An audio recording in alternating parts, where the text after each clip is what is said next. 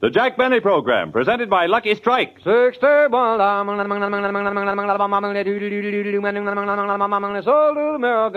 give you more smoking enjoyment, Lucky's pay more. Yes, to give you a finer cigarette, the makers of Lucky Strike consistently select and buy fine tobacco and pay millions of dollars more than official parity prices to get it. No doubt about it. LSMFT, LSMFT. Lucky Strike means fine tobacco. Fine, ripe tobacco that the tobacco experts can see the makers of Lucky Strike buy at market after market. Listen to what Mr. Al Rogers, an independent tobacco auctioneer from Robertsonville, North Carolina, recently said. An auctioneer is in a position to watch actual sales and ought to know good tobacco. And year after year, I've seen American buy fine, prime, ripe tobacco that's just right for mild, good smoking. I smoked Lucky's for 10 years. And that's not all. For a recent survey reveals that more independent tobacco experts, auctioneers, buyers, and warehousemen smoke Lucky Strike regularly than the next two leading brands combined. So smoke the smoke tobacco experts smoke, Lucky Strike. You'll discover there's more real deep-down smoking enjoyment in every Lucky you light. Because Lucky's pay more for fine tobacco. Millions of dollars more than official parity prices. Make your next carton Lucky Strike. See how much finer, milder, and more enjoyable Lucky's really are. You'll agree, in all the world, there's no finer cigarette.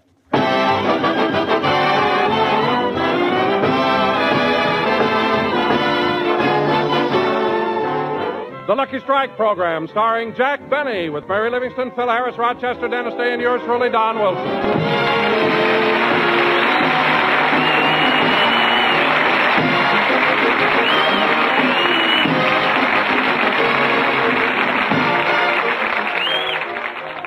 And now, ladies and gentlemen, in bringing you the star of our show, it gives me great pleasure to just bring a minute, you a Don. Don, hold it a minute. What?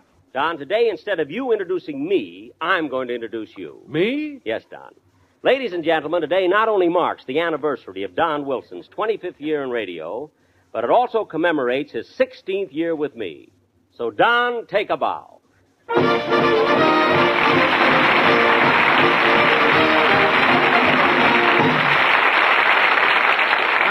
Thank you, ladies and gentlemen. Thank you very much. And, Jack, I want you to know that you're the nicest man. No, wait a minute, Don. Wait a minute. This day is yours. Today we will all pay homage to you. When I say we, I mean the entire cast. Your slightest wish will be our command. Whatever you... Don, you're crying. Well, I can't help it, Jack. The way those tears are running between your chins, it looks like you're irrigating something.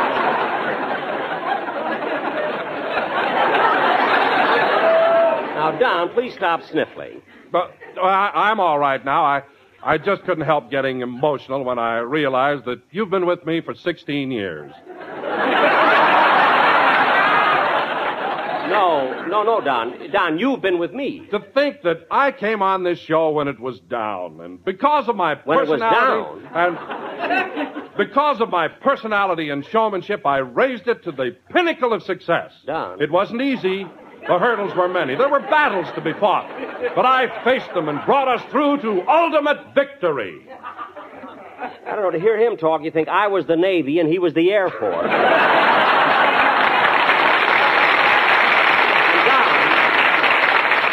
Don, as far as my program is concerned, you have a lot of nerve making statements like that. All right, wait a minute, Jackson. I heard what Donzie said, and I think he's right. Do I hear a voice from the peroxide counter at Rexall?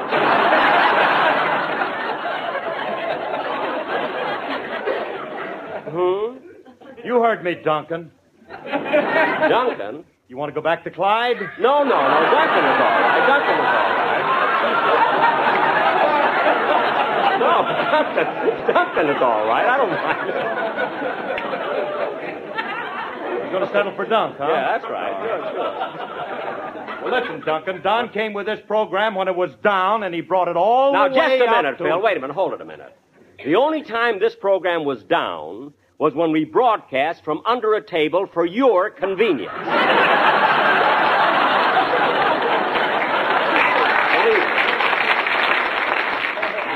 Those were the most uncomfortable 13 weeks I've ever spent.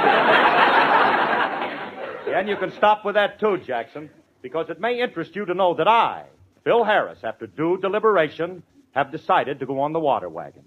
Phil, you mean you've really given up drinking? Yes, sir. Just one martini a day. Oh, for heaven's sake, Phil, if you're on the wagon, you're not supposed to take even one drink a day. Jackson, my stomach is like a steel mill. You can shut it down, but don't let the fire go out.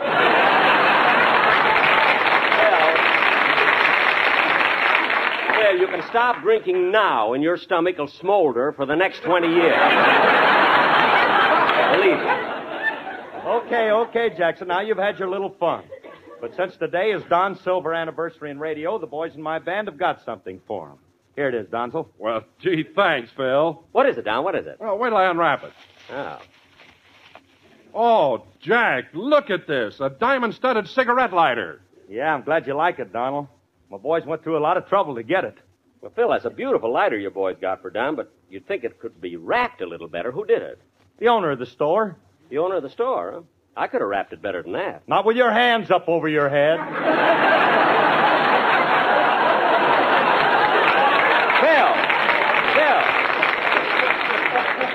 Phil, you mean your boys held up a jewelry store? Well, it was an accident. When they walked into the store, Remley had his guitar under his coat. Guy thought it was a machine gun, threw up his hands and says, take anything you want. Well, that's still dishonest. Frankie should have opened his coat and showed the jeweler that it wasn't a gun. Oh, Frankie did better than that. He took out his guitar, started to play, and the guy said, look, you got what you want. Stop torturing. Well, that I can understand. Anyway, oh, hello, Mary. Hello, Jack. I'm sorry I was late, but I was baking this cake. It's for Don Wilson's anniversary. Oh. Well, that's sweet of you, Mary. I appreciate it. Say, there's some writing on the cake, too. Read it, Mary. Okay. To Don Wilson. This cake is topped with chocolate cream. The middle is filled with jelly. But if you eat it all at once, you'll get a pain in your stomach. Mary, stomach doesn't rhyme with jelly. Go argue with a censor. Oh, yes. And, Don, I do want to congratulate you on this occasion. You must be very proud. Oh, I am, Mary. It gives me great satisfaction to think that 16 years ago I took this program when it was down. And by my personality... It wasn't down! My program was always popular, and I can prove it. Mary, what was my Hooper rating when I first went in radio? XVI. XVI? They were using Roman numerals then. What are you talking about? I went on the air about the same time as Mr. Anthony. I know, but Cleopatra was with him. Cleopatra. You know, Mary, there's an old Chinese proverb that says, girl who punch joke on radio, soon punch clock at May Company. Now, just remember that, will you? Oh, hello, Dennis. Hello, Mr. Benny. Trick or treat.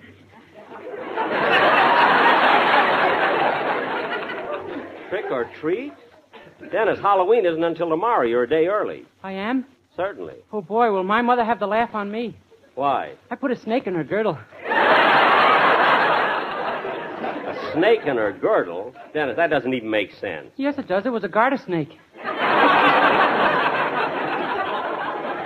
Dennis, for a kid who's fortunate enough to have two heads, why do you always leave the good one at home? It's rehearsing my other show. Now stop!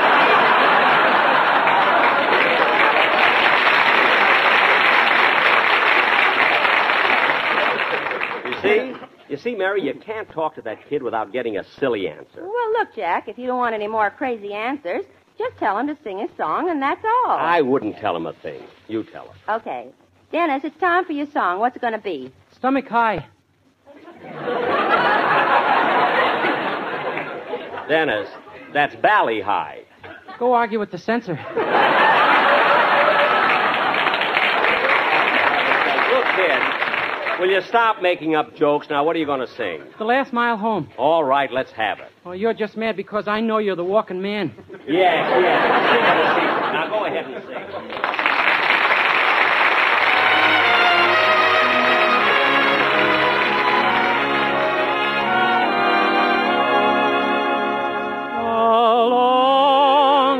Mile is the last mile home when you've been away. The dearest dream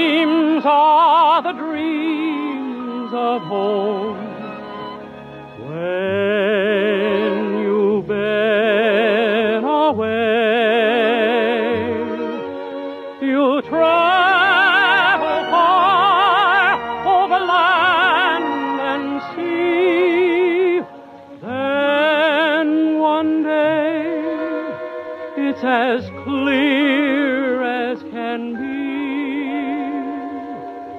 The sweetest smile you'll ever own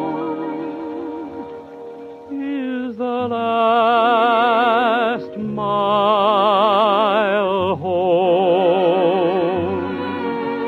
You travel far over land and sea, then one day it's as clear as can be. The sweetest smile you'll ever own is the last mile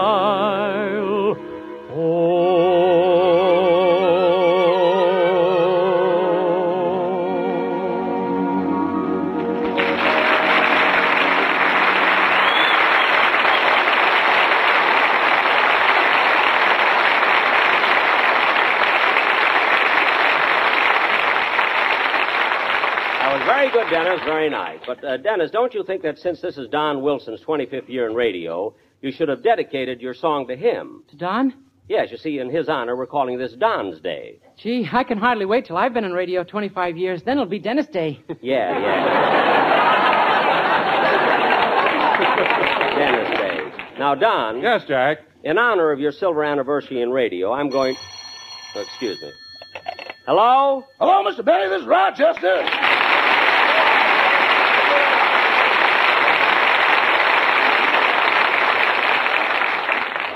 Rochester, what do you want? I got bad news for you, boss. Bad news? Yeah, the man who sold you the yacht was here to collect the $50,000. Rochester, I wrote him a letter and told him I'm not going to pay for that yacht. I guess that's why the other man was with him. What other man? The man who was carrying the briefcase for the other man. Other man? You mean there were three of them? Four. Four? Were they lawyers? I think so. Their names were Habeas Corpus, Delecti, and Schwartz.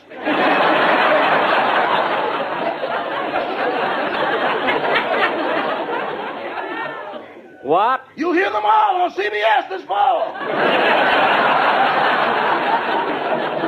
Rochester, stop beating around the bush and tell me what happened after you met these lawyers. Well, they mean business, boss. You'll either have to pay the money or go to jail. They left a summons for you. A summons? Read it to me. Well, it starts off, the party of the first part, the Colonial Yacht Company, hereby contends that Jack Benny, the party of the second part, committed fraud, deceit, and trickery with criminal intent. Oh, my goodness. Then the rest of the page is filled with a lot of legal talk I don't understand, ending with, whereas in such case, consult the schedule on the other side. What's the schedule on the other side? Visiting hours.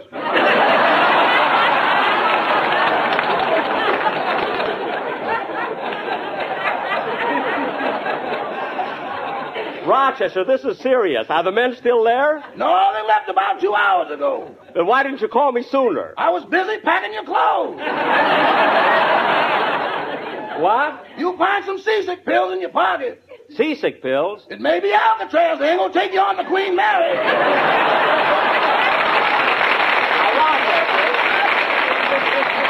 This whole thing is ridiculous. Nobody's sending me to jail, and don't call me again unless it's important. Goodbye. Goodbye. What was that all about, Jack? Oh, nothing. It's that yacht company trying to frighten me. Now, where were we? We were talking about my anniversary. Oh, yes. Ladies and gentlemen, for our feature attraction tonight, we... Come in. Hi, Jack. Well, look who's here, Frank Sinatra.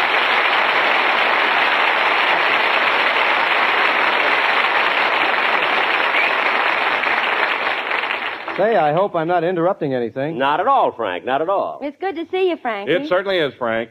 Yes, we feel quite honored. What do you need him for when you got me?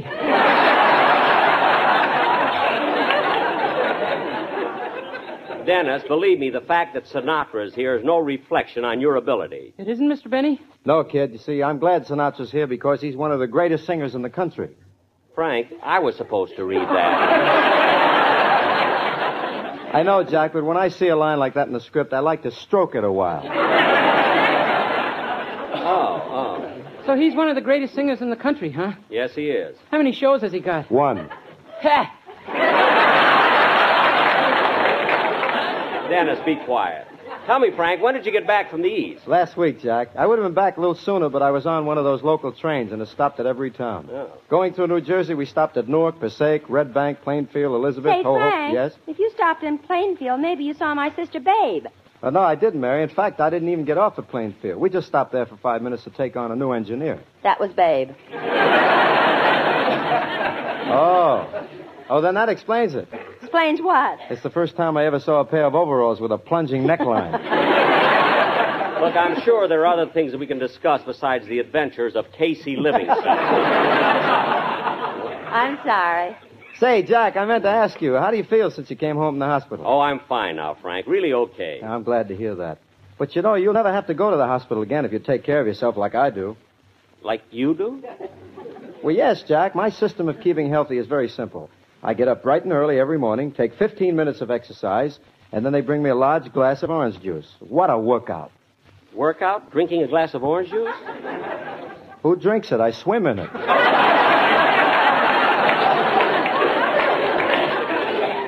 Oh. And getting around those seeds is murder.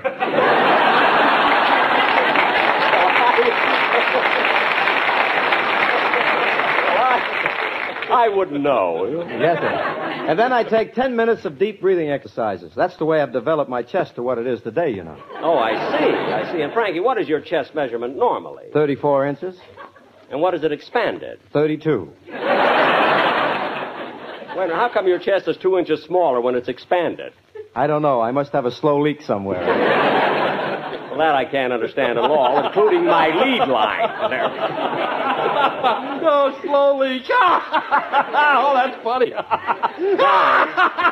Oh, that's very funny. Now, Moby Dick. Moby Dick? That's no way to talk to me after I took this program when it was down. It wasn't down. I was a big success all over, New York, Chicago. And they loved me in St. Joe. And they're crazy about me in Czechoslovakia.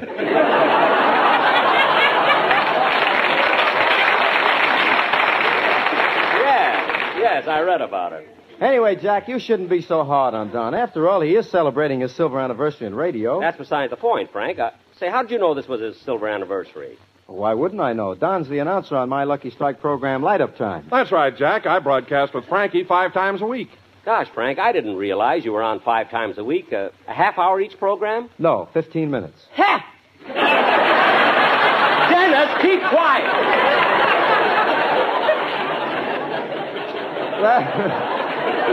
Well, Jack, you see, that's one of the reasons I came over here today. I cooked up a little song especially for Don, and the Sportsman Quintet's going to assist me. The Sportsman Quintet? Yes, this is a special arrangement, and it was necessary to add Mel Blanc. Oh, that guy gets in on everything. Well, go ahead, Frankie. Let's hear it. Don, this is especially for you. You must have been a beautiful baby. You must have been a wonderful child. When you were only starting to go to kindergarten, I bet you drove the little girls wild. And when it came to winning blue ribbon, I bet you showed the other kids how. That's Mel I Blanc. can hear the judges wail as you stepped upon the scale. You were so fat you couldn't bow. Hey, you must have been a beautiful baby. 'Cause, baby, look at you now. Take it, boys. You must be waiting for the commercial. You must expect a Lucky Strike song. And that was our intention, but now we have to mention that something went a little bit wrong.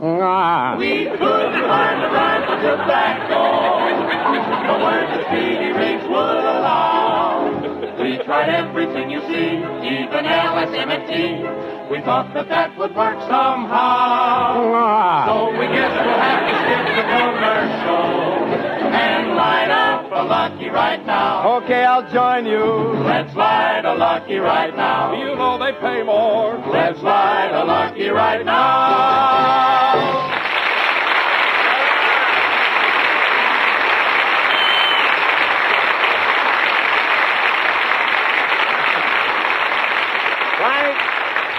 Frank, that was swell, and I appreciate your dropping over. My pleasure, Jack. Well, look, Frank, as long as you're here, would you like to take part in a little play that I wrote based on the life of Don Wilson? Why, it'll be peachy. What part will I play? Well, you can be Don's father, and Mary, you're going to be Don's mother. Gee, that means I'm Frankie's wife. That's right. See, that's wonderful. I always wanted an engineer for a sister-in-law. Yeah, now come on, let's get on with it. Ladies and gentlemen, in honor of Don Wilson's 25th year in radio, we're going to present a play based on his life. The Don Wilson story, or Life Can Be Plentiful. Curtain. Music.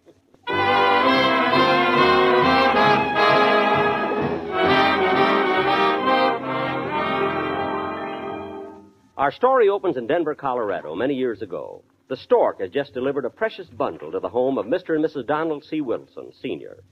The mother happily whispers to the father, Darling, it's a boy. And the proud father said, Yes, aren't we lucky? The stork brought us a boy. And the stork said, Oh, my aching back.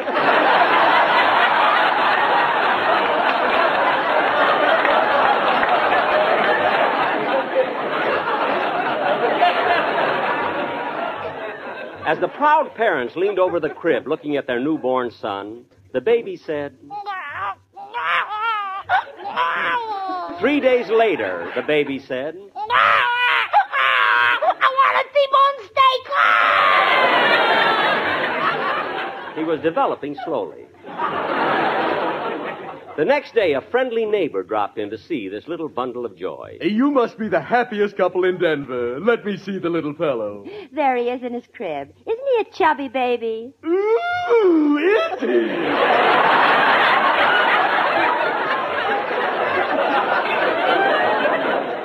The next day, another neighbor dropped in, and the mother said, Don't you think we have a cute baby?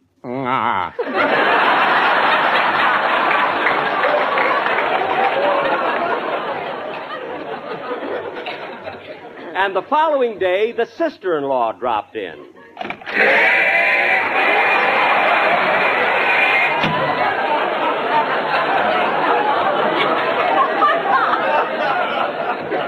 She couldn't stop. She was taking a fast freight to Frisco.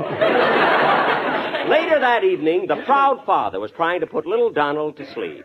Now, come on, baby. Company's gone, and it's Betty Bye time. Now, baby, stop that. Baby, stop. Baby, put me down.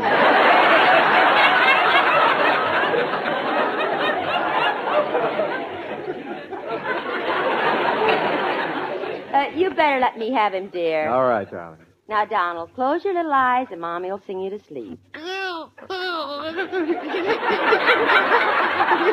Rock-a-bye, baby, in the treetop. When the wind blows, the cradle will rock. If the bough breaks, the cradle will fall. Down will come Donald, Denver and all.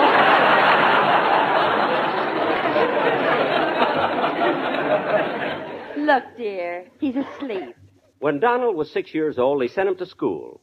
The teacher looked up at him and said, And now I'd like you children to recite the alphabet. Donald Wilson, you go first. A, B, C, D, E, F, G, H, I, J, K, L, S, M, F, T.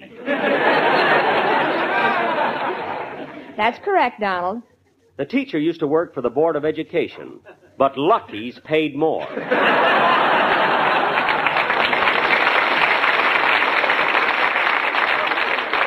The years passed quickly, and Don graduated from college, magna cum laude.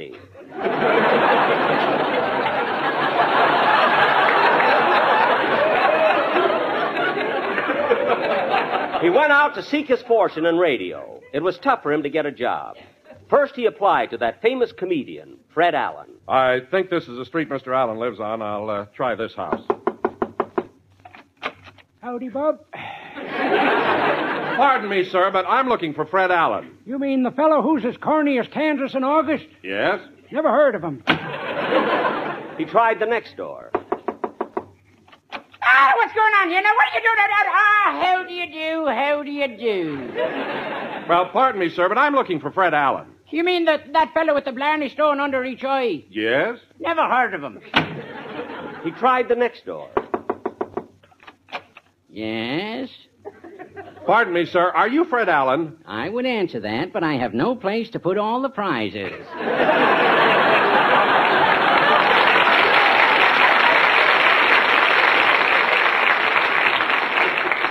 Goodbye, son. Don didn't get the job, but he never stopped trying. He was driven on by ambition, perseverance, tenacity, and Schwartz. They were his agents. So next day, he went to see another big star of that era. Do you think you can use me on your radio program, Mr. Jolson? Ah.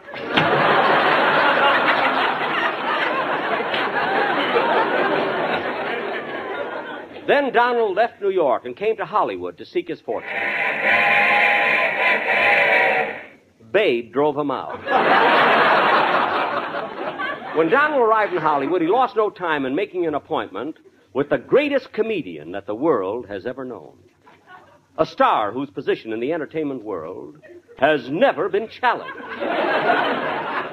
It was with fear and trepidation that Don went to the home of this great star.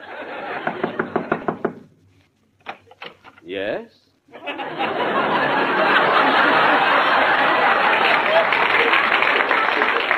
What can I do for you? Are you Jack Benny, the greatest comedian the world has ever known? The star whose position in the entertainment world has never been challenged? Ooh, am I?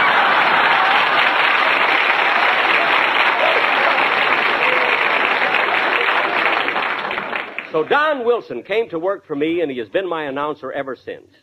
This made his father so happy that he flew out from Denver, climbed up on Don's knee, and sang. And when it came to winning blue ribbons, I knew you'd show the other kids how. With your voice so strong and clear, we're so glad that you are here. So stand right up and take a bow. Oh, you must have been a beautiful baby, 'cause Donzie, look at you now. I'll lift your option. Donzie, look at you now. Ladies and gentlemen, every year, fires that start through carelessness lay waste to approximately 30 million acres of timberland. Help prevent the shocking destruction of our forests. Be careful with matches, and when you smoke, never discard a match or cigarette without putting it out. Help fight fires. Jack will be back in just a moment, but first... 61